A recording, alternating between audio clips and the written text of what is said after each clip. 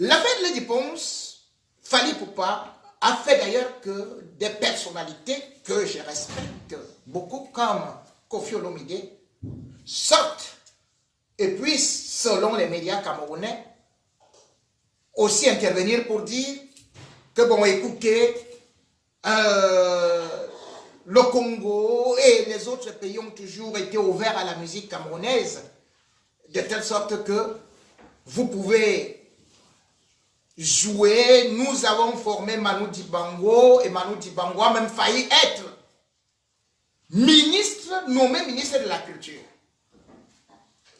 Ceci est complètement faux.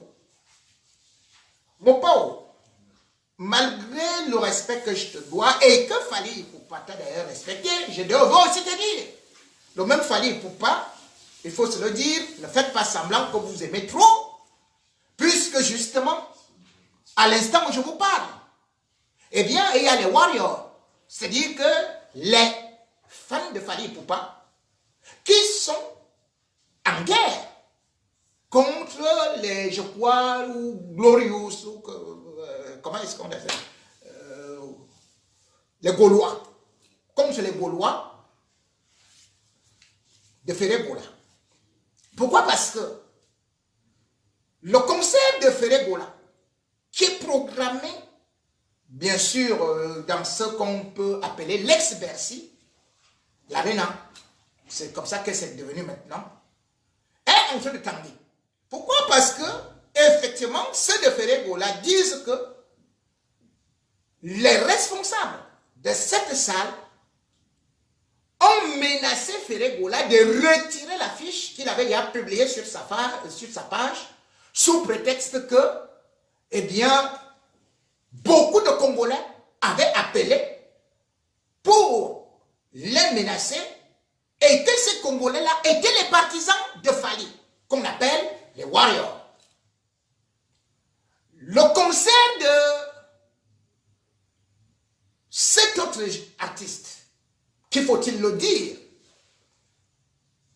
fait presque dans la rumba, fait aussi dans la rumba, Ferré-Gola, a donc dû connaître de sérieux problèmes, de sérieuses difficultés, puisque justement, les responsables de Bercy ou de l'Arena ont menacé que tant qu'il n'y a pas d'affiche officielle qu'ils vont publier, à partir certainement d'un 14 novembre, je ne sais quand, eh bien, il ne faut rien publier parce que c'est en train de créer un petit désordre. Voilà donc entre Congolais. Voilà donc Fally Ipupa, qui lui-même est accusé de bloquer son propre compatriote dans une salle française. Ce sont ces fans qui ont appelé pour boycotter, pour saboter l'autre. Ce n'est pas moi qui le dis. Allez dans les sites congolais, vous allez trouver cette bataille qui existe bel et bien là-bas. Donc je voudrais tout juste dire à Koffi Olomide que c'est vrai, c'est lui qui a fabriqué Fally Ipupa.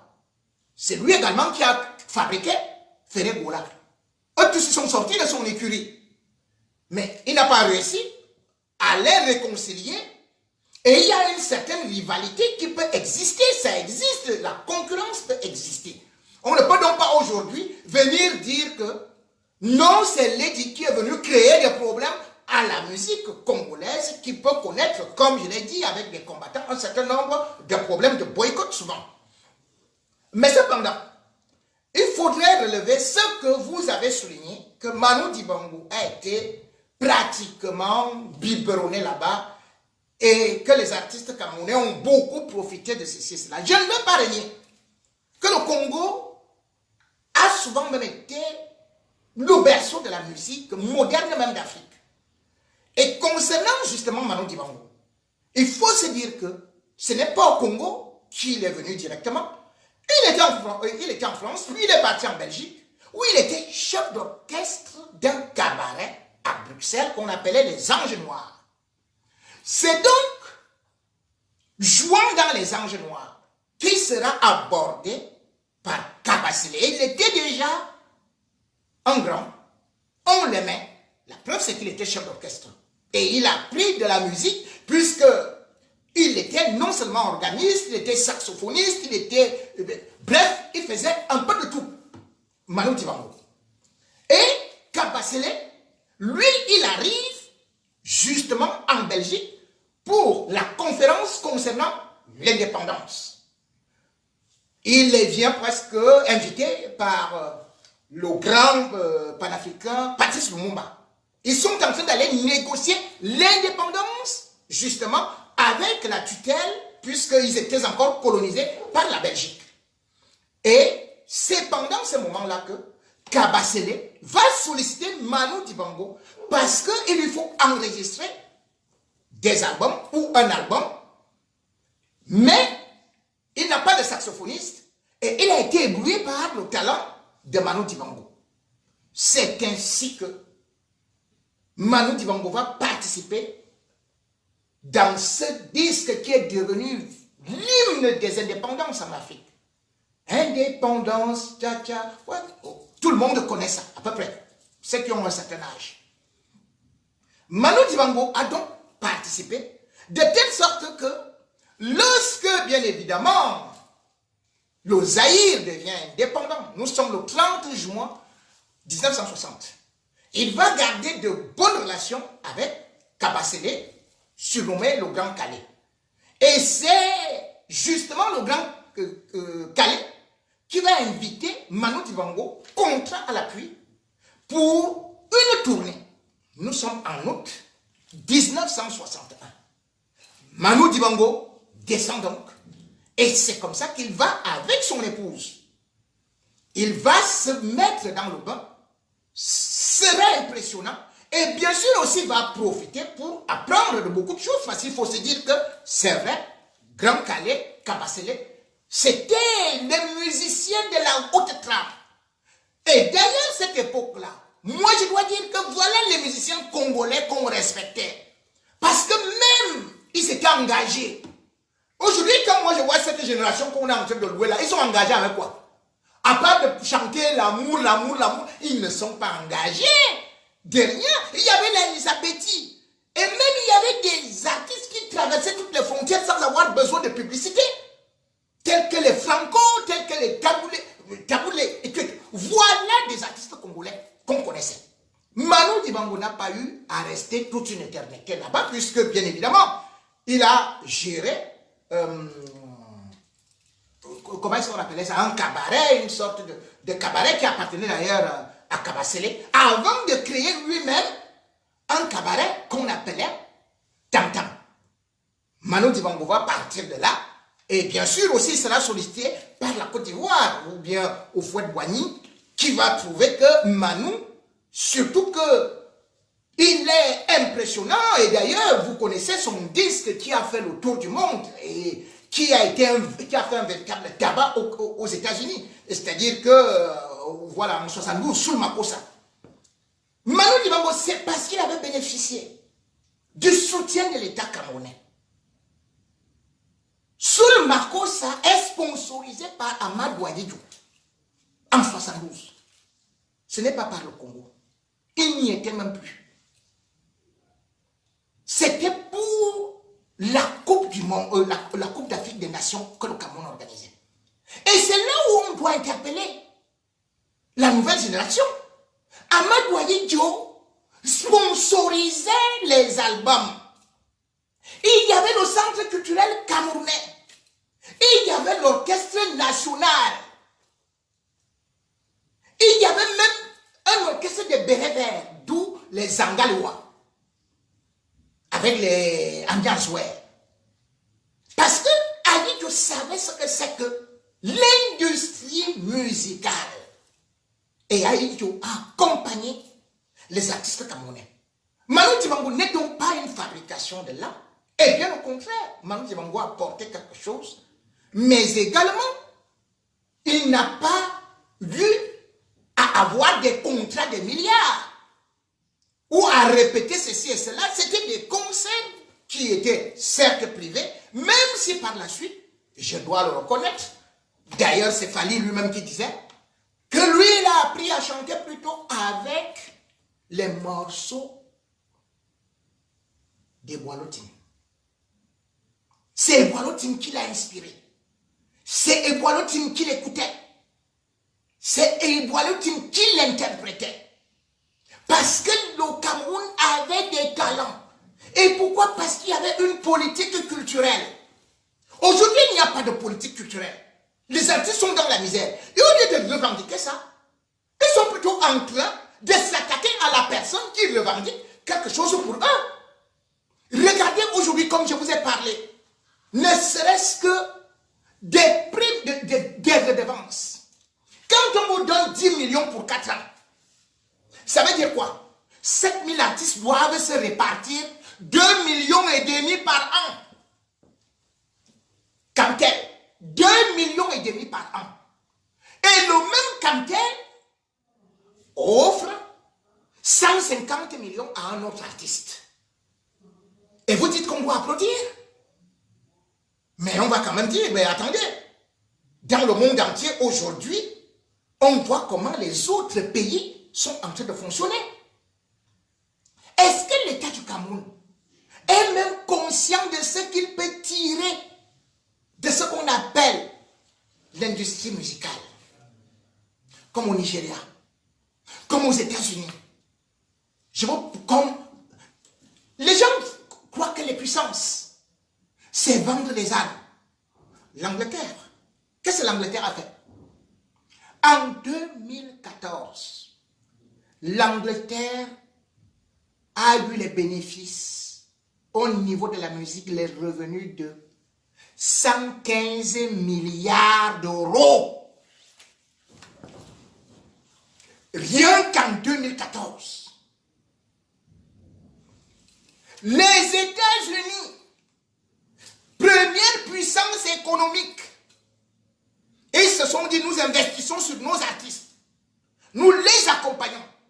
Et il y a un protectionnisme qui ne dit pas son nom aux États-Unis. Les États-Unis en 2014 ont récolté 698 milliards de dollars. C'est-à-dire que la musique a rapporté aux États-Unis plus que la vente d'armes. C'est à partir de là que le Nigeria a compris. Le Nigeria a donc dit, nous allons nous mettre dans l'industrie du divertissement. C'est comme ça qu'on appelle ça. Parce qu'il y a la chute du pétrole. Et quand les recettes du pétrole baissent, eh bien on se replie vers la diversification de l'économie. C'est comme ça que le Nigeria dit, maintenant, c'est la culture qu'on va promouvoir. En 2013, le PIB du Nigeria a bondi. Boum! Dès qu'ils se sont mis à investir sur la culture. D'où ce que vous voyez là, le théâtre, les Nollywood et consorts. C'est ça que vous consommez? Vous croyez que c'est quelqu'un qui fait ça? C'est l'État nigérian. Et vous prenez donc les Davido, vous prenez les whisky que Chantal Biya préfère inviter. Au lieu de dire à son mari, fais comme le Nigeria a fait. Le Nigeria a mis un fonds à côté pour le développement de la culture. Résultat, le Nigeria s'est retrouvé donc, comme je vous dis là, à 520 milliards. C'est-à-dire que le PIB du Nigeria est parti de 310 milliards de dollars à 520. Regardez ce que les artistes nigérians ont apporté. Parce que le Nigeria, lorsque vous voulez produire, l'État vous accompagne. Les sociétés de la production, parce que vous produisez les œuvres nationales, cette société bénéficie de ce qu'on appelle le repos fiscal pendant 3 à 5 ans. Vous ne payez pas les impôts. C'est pour ça que, à partir de 2014, 2015-2017, le Nigeria a dépassé l'Afrique du Sud et devient première puissance économique d'Afrique. C'est grâce à la musique. C'est grâce à la musique, grâce au spectacle, grâce à Hollywood, grâce à ces films que vous regardez. Mais qu'est-ce que Paul Biya fait avec Chantal Biya?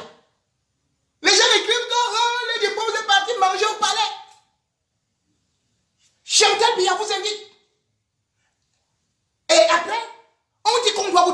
200 000 francs. Lorsque vous partez jouer au palais, la personne qui vient vous donner 500 000 francs demande aussi sa part de 200 000 francs. Vous rentrez avec 300 000. Et Kex, qui a chanté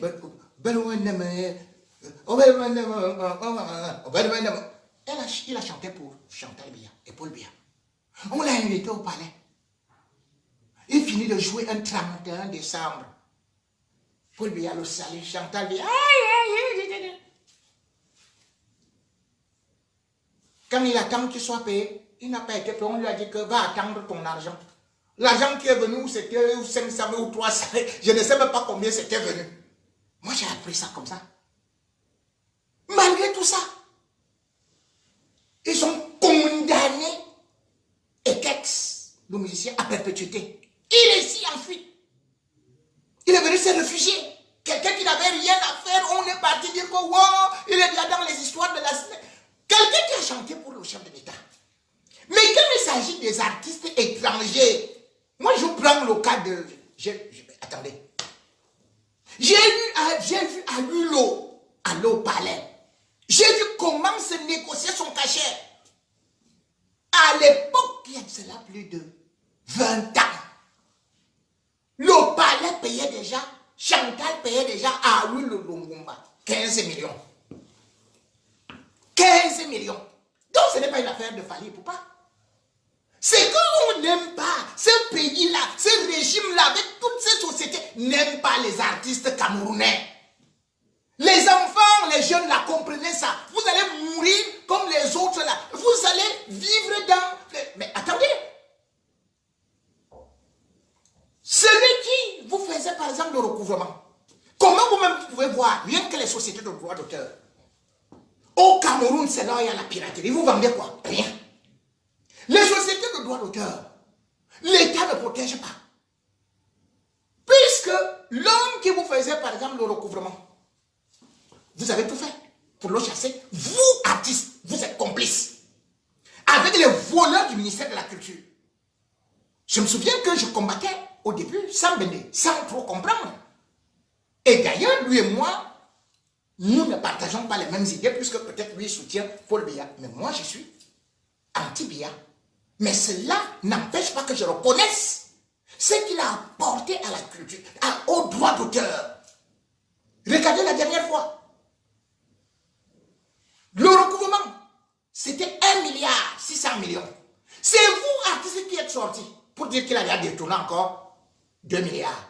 Alors que le 1,6 milliard là, quand il n'était pas, vous n'avez rien fait. Et ça appartenait à toutes les 5 sociétés des droits d'auteur. Parce que quand on parle de l'art, il y a l'art littéraire, il y a l'art... Bref, ce n'est pas seulement de la musique.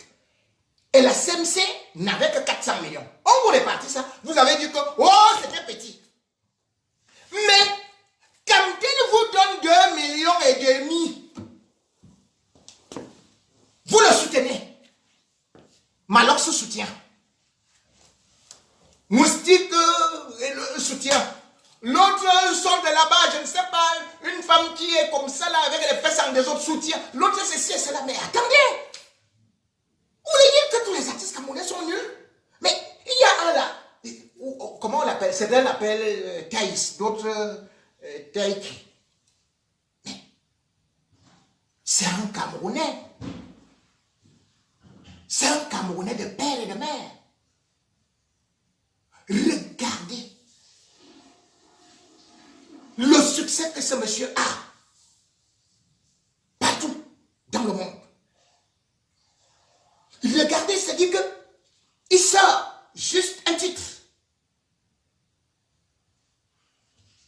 15 millions de vues en quelques jours.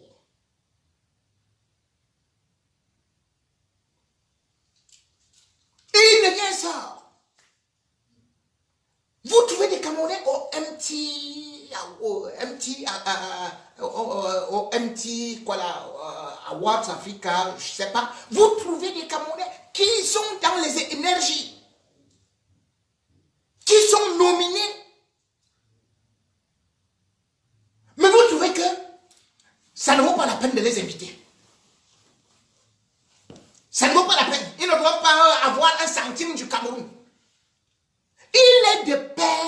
des maires camerounais. On le respecte partout. Mais vous ne l'invitez pas. Quand l'artiste au Cameroun a de la valeur, vous le méprisez, vous le combattez. Et d'abord, les artistes feignants et mendiants.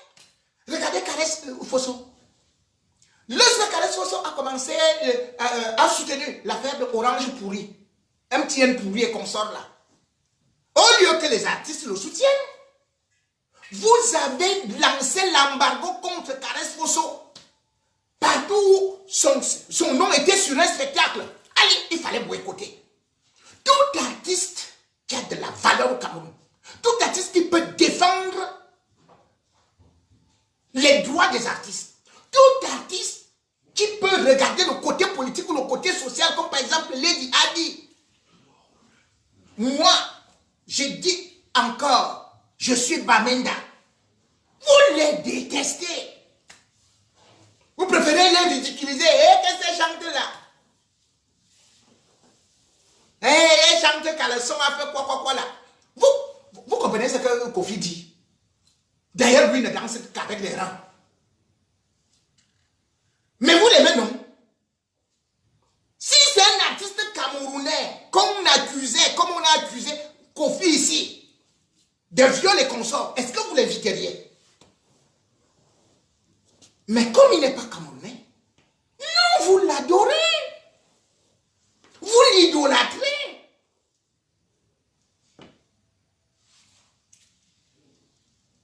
C'est comme ça. Georges Brassens est écouté par tous les grands au Cameroun.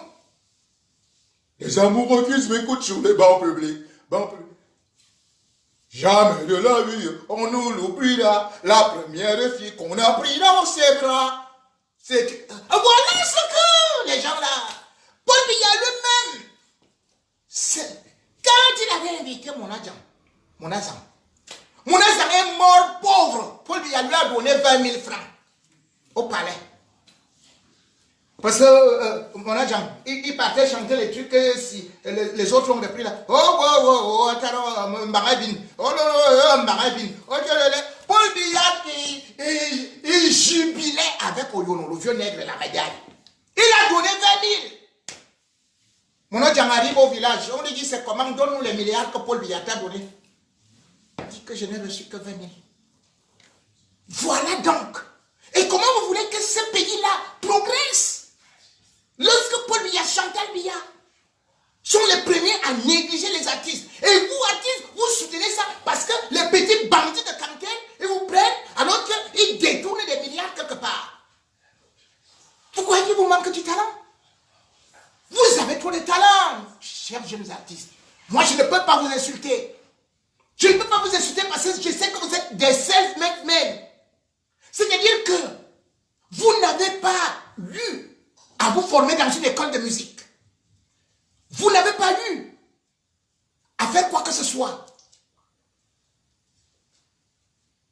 C'est pour ça que je vais vous dire, il faut arrêter ça.